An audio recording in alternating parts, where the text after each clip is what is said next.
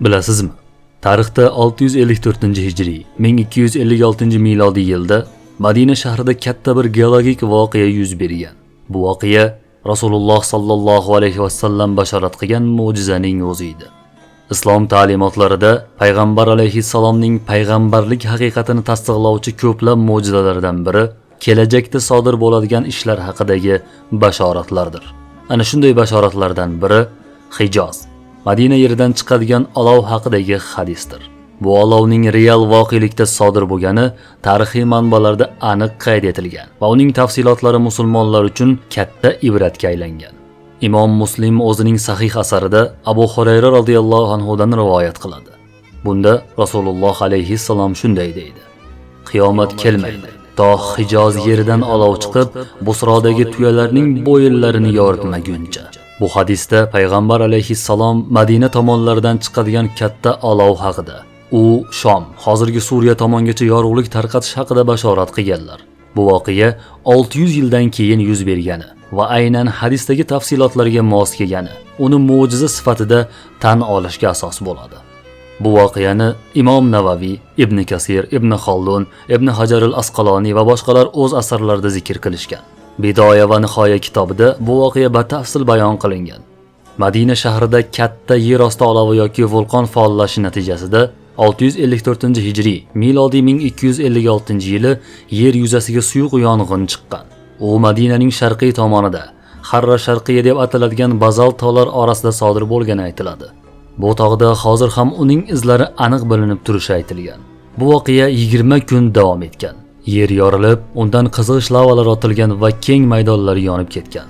Tarixchilar yozishicha, u vaqtda osmon tunda ham tun emasdek yorug' bo'lib turgan. Yonib turgan o't hatto Shom taraflaridagi Busro shahrida ham ko'ringan. Bu hodisani aynan Rasululloh aytgandek sodir bo'lishi insonlarni hayratga solgan va iymonlarini mustahkamlagan. Ibn Kasir rahimahulloh bu voqeani Hijriy 654-yil voqealari qatorida keltiradi va Madina aholisining bu olovdan qattiq qo'rqqanini, odamlar masjidda yig'ilib duolar qilganini yozadi. U olovning go'yoki dengiz to'lqinidek oqqanini, tovush chiqargani va uning nuridan tun yorug' bo'lib turganini ta'riflaydi. Ibn Hajar al-Asqaloniy Sahih Buxoriyga yozgan sharhida bu hodisani hadisdagi mo'jizaga yaqqol dalil deb keltiradi va tarixiy manbalarga tayanib voqeani tafsilotlarini tasdiqlaydi. Imom Navaviy rahimahulloh ham Sahih Muslim sharhida bu hodisaning Hijriy 654-yili Madinada yuz berganini aytgan va uni hadisdagi bashoratning ro'yobga chiqishi deb baholagan. Imom Navaviyning o'zi shunday deydi: Madinadan chiqqan o'sha o'tni Shomda turgan juda ko'p insonlar ko'zi bilan ko'rdi. Men ana shu ko'rganlarning bittasiman. Uning yorug'ligi shunday darajada ediki, tunda o'sha olov yorug'ligidan foydalanib kitob yozganman deydi. Subhanalloh.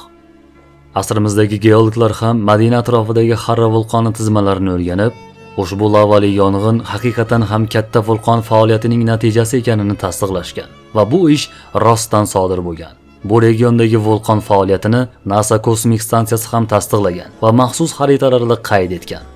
Rasululloh sallallohu alayhi vasallamning 600 yil avval aytgan so'zlari tarixda yuz bergani, u zotning haq payg'ambar ekanligini yana bir bor tasdiqlaydi. Bu hodisa nafaqat mo'jizaviyligi, balki islomning ilohiy din ekanligini ko'rsatuvchi dalildir. Bundan tashqari bu hodisa qiyomat avvalidan sodir bo'ladigan ish sifatida zikr qilingan. Qiyomat alomati bo'lgan Hijozdagi bu olov qariyb 800 yil avval sodir bo'ldi.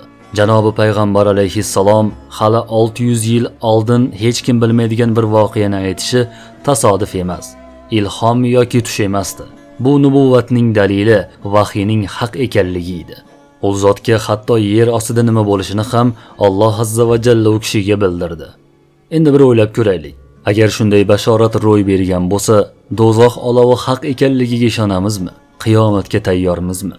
Biz bu olov haqida gapiramiz, tarix deb o'qiymiz, lekin o'sha olov ham payg'ambarning rostgo'yligini tasdiqladi. Endi navbat bizda. Biz o'z hayotimizda qaysi haqiqatni tan olamiz? Olovchalik ham bo'la olmaymizmi? Azizlar, bu voqea shunchaki tarix emas, bu yo'llanma. Bizga aytilgan bu xabarlardan oxirat haqiqatlarini hali kech bo'lmay payqashimiz kerak. Agar bu voqealar ham bizga ta'sir qilmasa, islom va uning mohiyatini tushunishimizga yordam bermasa, holimiz tang. Biz o'z dinimizga va madaniyatimizga qaytishimiz uchun yana qancha mo'jiza kerak? Ko'zimiz ochilishi uchun yana qancha mo'jiza kutamiz? Yana mo'jiza kutish bu xatarlidir. Chunki keyingi mo'jiza qiyomatning o'zi bo'lishi mumkin. Unda kech qolamiz. Alloh bizlarni iymon bilan yashaydigan va iymon bilan vafot etadigan bandalardan qilsin.